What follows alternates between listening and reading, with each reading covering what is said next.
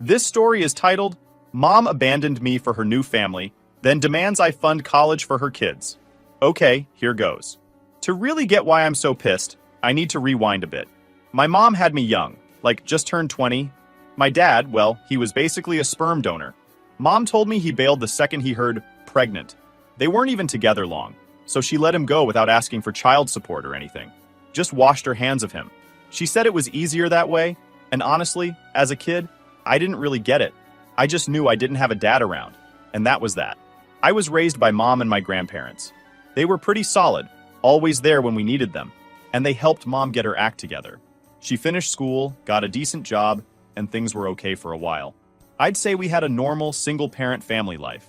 She dated a few guys here and there, nothing serious. Then came Tom. I was about 8 when mom met Tom. I don't remember the exact details, but I remember her coming home looking all giddy, like she'd just hit the jackpot or something. And, you know, as a kid, you don't think too hard about this stuff. I was just like, cool, mom's happy. When Tom started coming around more, I thought it was kind of nice. He was all right, didn't give me any grief, and he'd play catch with me sometimes or take me to the park. Normal stuff. Fast forward a few years, and they're getting married. I was around 12 at the time, and while I wasn't exactly super close to Tom, I didn't mind him either. He was just there. We weren't a tight-knit family or anything, but we got along, and that was enough for me. After they got married, things changed a little. I noticed my mom being a bit more distant. Nothing crazy, but just small stuff. Like, she'd spend way more time with Tom and less with me. Sometimes I'd walk into the room and she'd stop whatever conversation they were having, like I wasn't supposed to hear it. I'd ask her what they were talking about, and she'd just brush it off, saying it was adult stuff. I guess it's normal, but I'd be lying if I said it didn't sting a little. Things really shifted when I was around 16. Mom and Tom had been married a while, and then she gets pregnant. Not just once, but with twins. Suddenly, they were like a real family unit. And I don't know, just kind of there. I tried to be supportive. I was genuinely excited to have siblings and was happy for my mom.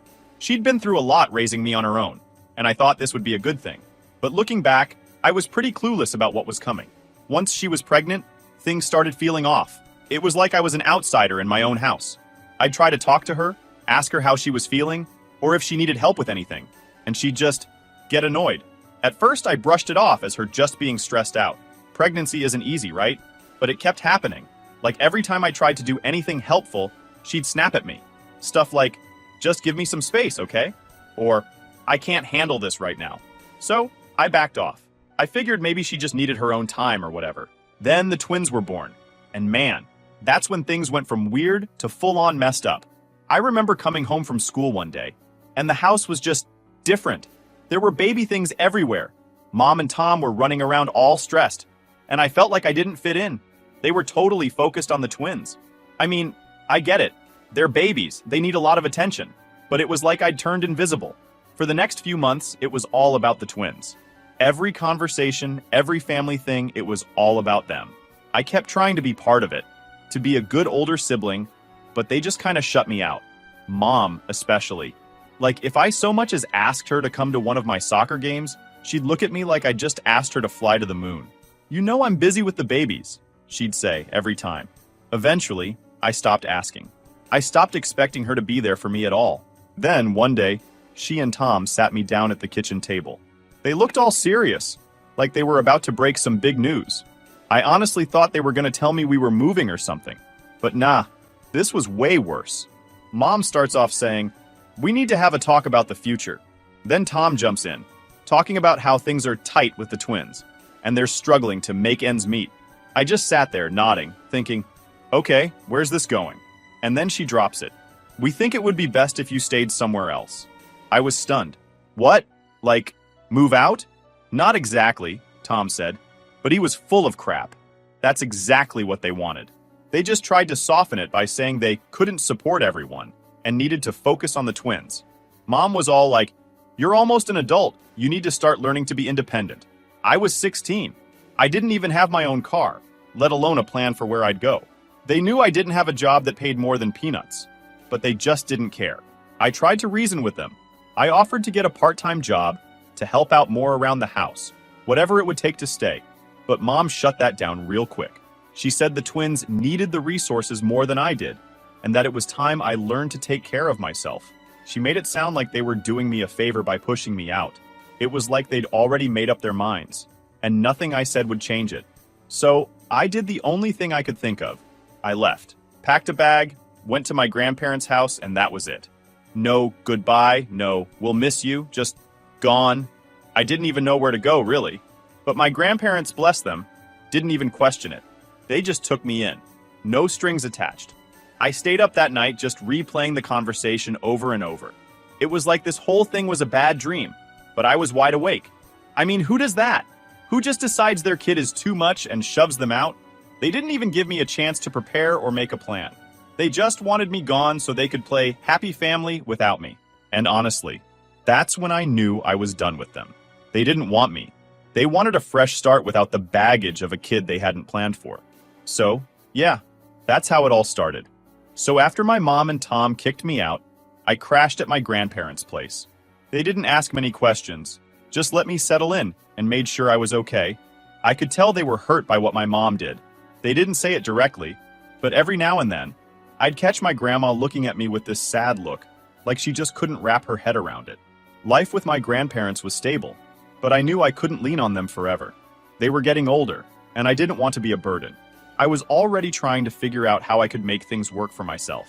I was 16, barely scraping by at my part-time job, which was paying pennies.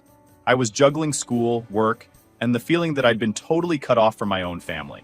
Fun times. Meanwhile, my mom and Tom just kept living their best lives. I'd hear from people in town that they'd been showing off the twins everywhere, like they were the perfect little family. And me? I was just forgotten. Sometimes I wondered if they even noticed I was gone. They never called, never checked in, nothing. Just radio silence. Once I turned 18, I knew I needed to figure things out fast. My grandparents were supportive, but they weren't exactly loaded. They couldn't pay for college, and I didn't want to rely on them for more than I already had. So I decided I'd go to college on my own terms.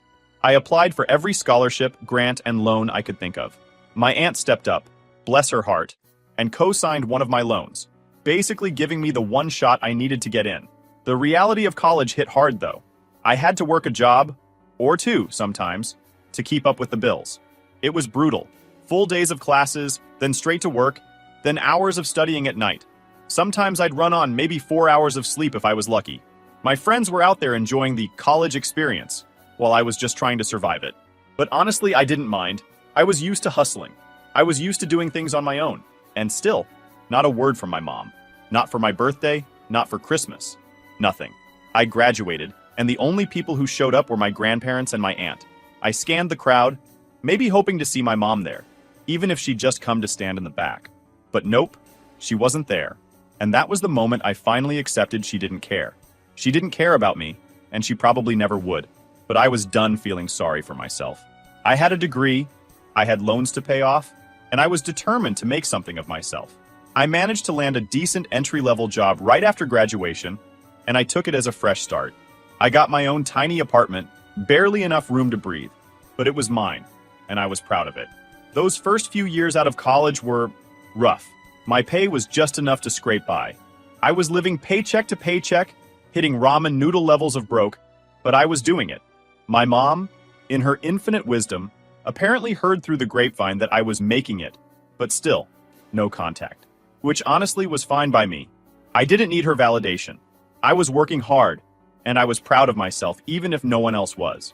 Eventually, things started looking up. I got promoted a couple of times, started earning more, and for the first time, I wasn't constantly stressing about bills. I could finally breathe a little, save a little, and think about the future without that constant pressure weighing me down. I was actually building a life for myself. And then, the cherry on top of this mess, my aunt, the one who co-signed my loan and basically gave me my shot, ran into my mom at some family gathering. She must have mentioned my recent promotion because suddenly my mom knew I was actually doing well. And guess what? That's when she decided it was time to reach out. I remember the day she showed up at my door, like it was burned into my brain. I hadn't seen her in years. When I opened the door, it felt surreal, like some kind of weird family reunion I hadn't signed up for. She was standing there with Tom, and they both had this forced smile plastered on their faces. You know, the kind of smile you wear when you're trying to make something uncomfortable feel normal. "Hey, it's been a while," she said. Like we'd just been casual friends who hadn't caught up in a while. Not a mother who hadn't bothered with her kid in years. I didn't even know what to say, so I just stared. Part of me was still that teenager who wanted her to care, who wanted her to say she'd made a mistake. But I wasn't that kid anymore. I'd lived without her for years, and I'd learned how to live on my own. I just stood there, half in shock, half pissed off that she had the audacity to show up now, after everything. She started going on about how she heard I'd been doing well, that my aunt mentioned I'd been promoted. It felt like she was building up to something, and I was already getting a sinking feeling. Tom chimed in, trying to make small talk about how proud they were of me. Yeah, sure. They'd acted like I didn't exist for years, and now they're proud? Give me a break. Then she hit me with it. She said things had been hard for them lately, that Tom's business wasn't doing so well, and, oh yeah, the twins were about to start college. It didn't take a genius to see where this was going. She was here because she wanted something. After all these years, the first time she shows up at my door, and it's not to reconnect, it's to ask for a handout. I told her I wasn't interested in hearing a sob story, and that if she was just there for money, she could leave. She had the nerve to act offended, like she couldn't believe I'd say that. She started laying on the guilt, talking about how she'd raised me on her own, how she'd sacrificed so much, and now was the time for me to give back. I almost laughed in her face. This woman hadn't given a crap about me in years, and now she was trying to cash in on all the years she spent raising me. I shut her down. I told her I wasn't responsible for her decisions, and I sure as hell wasn't about to fund the college dreams of kids I barely knew. She kept going on, trying to guilt me, but I'd heard enough. I told her she could go and live her life, just like she'd wanted to when she threw me out. That's when her fake smile dropped, and she started showing her true colors. She said I was being ungrateful and selfish, that I should respect her for all she'd done for me. I just told her that whatever she thought she'd done, she'd lost any right to ask me for anything when she tossed me aside like trash. They left after that, both of them looking pissed. I shut the door, still half in shock, but also relieved. I knew I'd made the right choice. They were out of my life for a reason, and I was done with them for good. After I turned my mom and Tom away, I thought that was the end of it. I figured they'd be pissed, but they'd just go back to their lives, right? Wrong. Mom was on a mission. It started with emails. I'd blocked her everywhere else, so she went old school and started blowing up my inbox. And it wasn't just one or two emails, it was constant. Every time I'd check my messages, there'd be a new one from her. The emails were a trip. She'd start off all sweet, talking about how she missed me and how it hurt that we'd grown so far apart. But as soon as I didn't respond, she'd get nasty. She started listing all the sacrifices she'd made for me, like she was running some kind of mom scoreboard. I did everything for you, she'd say, and this is how you repay me? Then she'd go on about how I was selfish for not helping my family, now that I was successful. The guilt tripping was turned up to 11. I ignored it at first.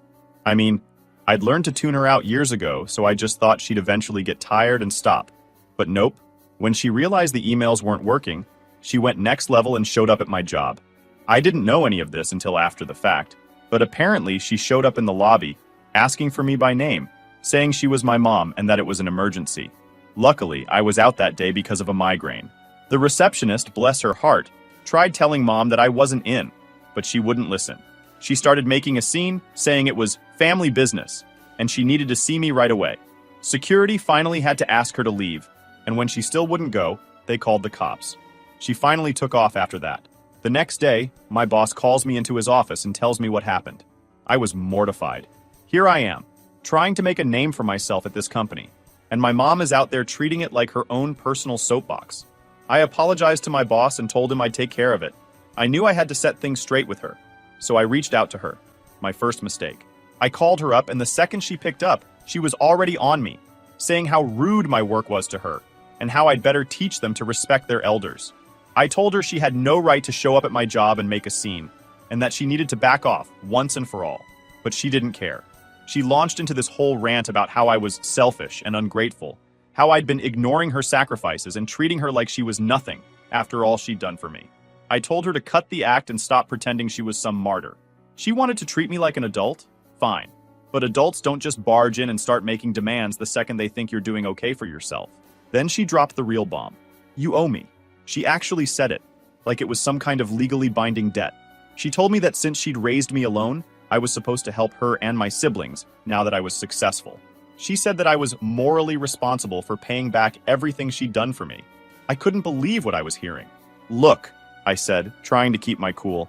I'm not responsible for the choices you made. I didn't ask to be born, and I sure didn't ask to be kicked out when you decided you had a new family. I told her that if she thought guilt tripping was going to change anything, she was dead wrong. I hung up after that, blocked her new number, and thought maybe that would finally send the message. But of course, she found another way. She made a new email address and started up again. Same crap, different day. She'd go from being all poor me to outright nasty in the same message. After all I've done for you, you just turn your back on me? She'd write, acting like I owed her a fortune. She'd tell me that I was cold and selfish, and that family comes first. It was like a broken record, over and over. My grandparents were still in contact with her, mostly because they wanted to see the twins now and then. They didn't want to lose their relationship with my half-siblings, and I got that. I didn't ask them to pick sides or anything, but eventually, the whole situation came up when I was over at their house, and they asked what was going on. I laid it all out for them, everything she'd been doing, all the demands she'd made. My grandpa just shook his head, and my grandma was practically speechless. They were as disgusted as I was, but they told me they'd try talking to her. They must have had a conversation because the emails stopped for a little while. I thought maybe, just maybe, she'd finally backed off. I even let myself relax a bit, thinking I'd gotten through to her. But nope, not even close. One day, I get an email, but this one wasn't like the others. It was short, just a few lines, but it was loaded with threats. She said if I didn't meet with her, she'd have to take further action. She didn't specify what that meant, but the tone was clear. She was trying to scare me into giving in. I didn't know if she was serious or if it was just another one of her guilt-tripping tactics, but it was enough to get me looking over my shoulder. I ended up reaching out to my aunt, the same one who co-signed my loan, and explained what was going on. She was furious, saying my mom was way out of line and that I should just go no contact for good. She suggested that I talk to a lawyer, maybe even consider a restraining order. I wasn't sure if that was overkill or not, but at this point, I was so fed up that I was willing to consider it. I replied to my mom's email, trying to keep it brief and professional, just saying I wouldn't be meeting with her, and that she needed to stop contacting me. I told her that if she kept harassing me, I'd be forced to take legal action. I hoped that would scare her off, but honestly, I doubted it. Mom wasn't the type to back down when she thought she was owed something. Sure enough, the next morning, there's a voicemail from her, practically begging me to reconsider. She said she was desperate, that things had gotten so bad for her and Tom, and she couldn't believe I'd just leave them hanging. I listened to it once, deleted it, and blocked the number. I was done. For the first time, I finally saw her for who she really was. She wasn't here to reconnect, to make amends, or to build a relationship. She just saw me as a way out of her mess, and she was willing to do whatever it took to guilt me, threaten me, and manipulate me into giving her what she wanted. So, yeah, I had my answer. She'd burned that bridge long ago, and now she was standing in the ashes, wondering why I wouldn't help her rebuild. And after everything, I was perfectly fine leaving it all behind. Update. After I blocked my mom's number and ignored her emails, I thought maybe, just maybe, I'd finally gotten the point across. I was clear with her. I didn't owe her anything. I wasn't going to fund her life, and if she kept pushing, I'd get legal help. I honestly thought that was the end of it, but I clearly underestimated just how desperate she'd become. The woman was relentless. A week after the last voicemail, I got home from work and saw her car parked outside my apartment building. I froze, feeling a mix of anger and dread. This woman just didn't know when to quit. I knew if I went inside, it would probably turn into a full-blown confrontation, but I couldn't exactly avoid going home either. I took a deep breath, walked past her car, and tried to ignore her as I headed up to my apartment.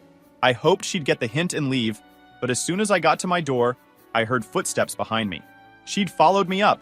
Before I could even get my keys in the lock, she started on her usual spiel. "Do you really think this is fair?" she demanded, her voice all shaky, like she was about to cry. "After everything I did for you, you're just gonna turn your back on me?" I didn't even want to engage, but I was tired.